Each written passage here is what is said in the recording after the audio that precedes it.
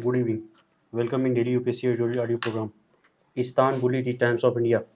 Greener postures for more Indian women. The Economic Times. Symbol substance. The Hindu. Now the full editorial. Istanbul, the Times of India. Authoritarian Erdogan's win in Tur- Turkey is a reminder that democracies need much more than just elections.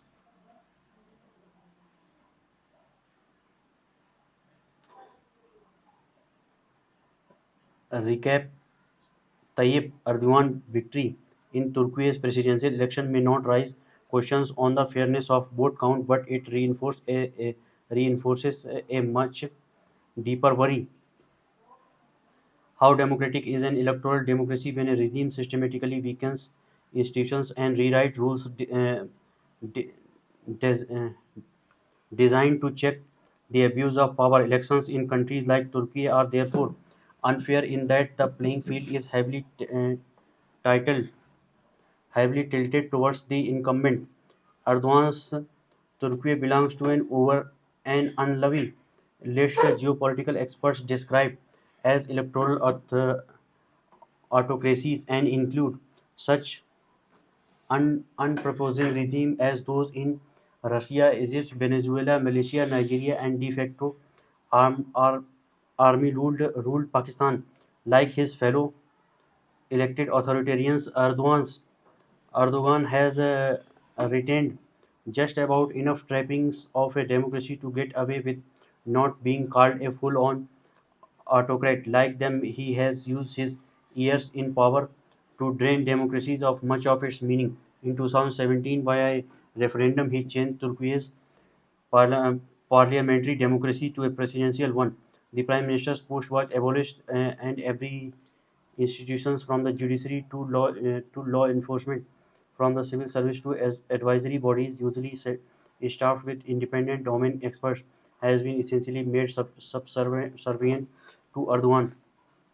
He also, like the other of this leadership type, deploys ethnic religious rhetoric, targeting minority code and promoting orthodox Islamism to build a support base, which he uses both as protective cover and as an offensive weapon against any opposition, whether political or civil society, with advisors advisors loyalty valued over their expertise. His rule was unsurprisingly seen severe economic crisis, including one engendered by a jaw-dropping reversal of standard and proven policy response to the problem of high inflation de- and a depreciating currency. Turks who faced inflation rates above 40% paid the price of Erdoganics, but Erdogan has not had to pay any price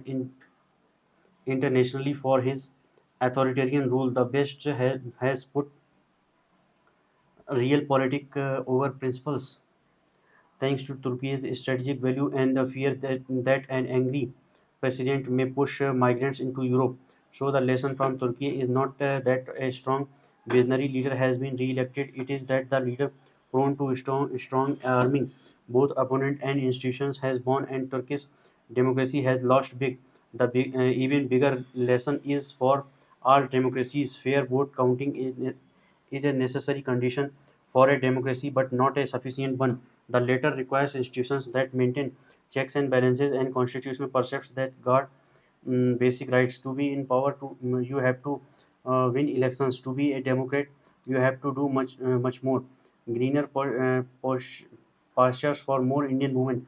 The Economic Times: more women are going abroad to study. 100 to 150% increase over pre-pandemic levels, with the ratio of women to men in metros moving up to 50-50, and in tier 2 and tier 3 cities to 45-55. This is good news. It signals more girls completing school, continuing with their education. Erosion of social barriers, discouraging girls from moving away from their hometowns, and acceptance of economic aspirations of women. The other good news is the access to financing.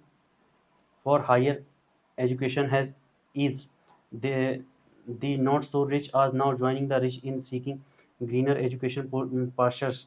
The increase in global flow of human capital is welcome, but does it point to an underlying paucity of opportunities and constraint of freedom, educational, social, and economic in our own backyard? There is a negative correlation between improved educational attainment and women's workforce participation in India.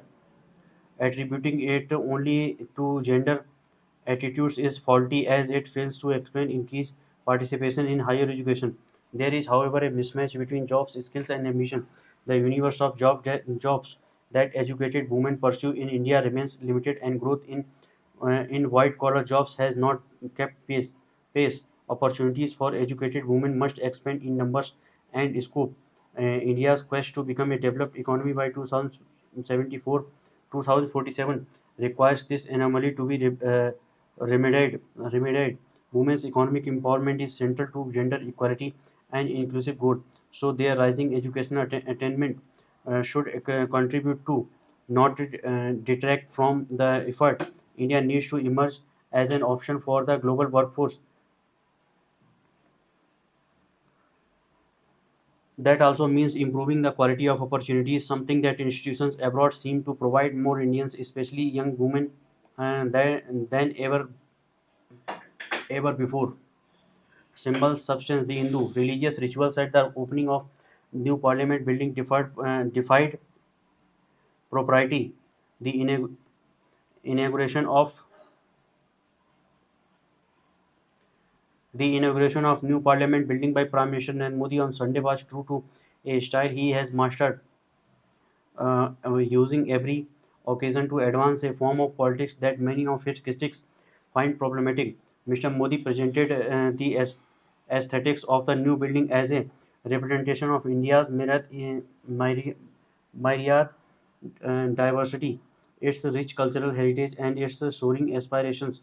A multi-religious player was a part of the ceremony, but there was no mistaking that Hindu ritualism overshadowed all else by weaving an artful tale around a symbol, a scepter gifted to the first Prime Minister of India by a Shaivite sect of Tamil Nadu. The current dispensation has sought to reimagine the founding principles of India's republican sovereignty. A single symbolized divine right, and it is now installed in the Assembly of People's Representatives. The symbolism strengthens Tamil Nadu connection to the political center of India, and the Bharatiya Janata Party (BJP) is trying to make political gains from it. It is also notable that the day of the inauguration was also the birth anniversary of V.D. Savarkar, the founding father of Hindutva. The quest to transition Indian republicanism to a new iteration was apparent in the style and substance of the ceremony. The new building also turns the spotlight tangentially on an approaching challenge of representation that will be upon India within the next decades. A, a nationwide delineation bill with reallocate representation as per the current population, leading to a significant relative reduction to a voice of linguistic minorities of the southern states in parliament. The size of the Lok Sabha and the Rajya Sabha will likely expand in order to avoid an absolute reduction of representation of states that have stabilized their populations. But that may not be enough to assuage the feeling of disenfranchisement that is already palpable among many regions due to the geographical fragmentation of Indian politics. The BJP wins its parliamentary majority from its Stanford, Stanfords, while many states remain outside its sphere of influence. On 38% of popular votes, the BJP has 55% of Lok Sabha seats currently. This imbalance will be aggravated after the delimitation. The BJP's outreach to region and communities outside of its current catchment area is to be welcomed, but the centre and the BJP will have to show more seriousness, sensitivity, and maturity to deal with the regional imbalance of India. For this, they will need to take recourse for more than just symbolism. Thank you.